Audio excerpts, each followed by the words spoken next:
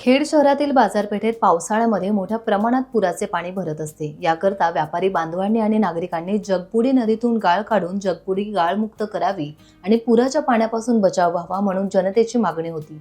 शिवसेनेचे नेते रामदास कदम आणि राज्यमंत्री योगेश कदम यांनी जनतेची मागणी मान्य करून जगबुडीला मोकळा श्वास देण्याचा प्रयत्न सुरू केले आहेत। त्यामुळे खेड पूरमुक्त होणार असा विश्वास व्यक्त केला जातोय।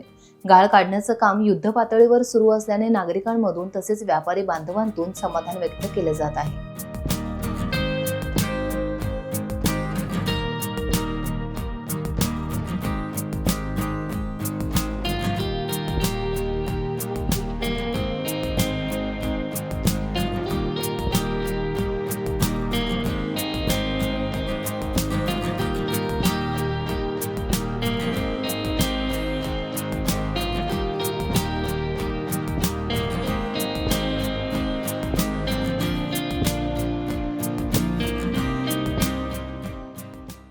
टाइम्स डिजिटलला लाईक करा, शेअर करा, सबस्क्राईब करा आणि बेल आयकॉन दाबायला विसरू नका।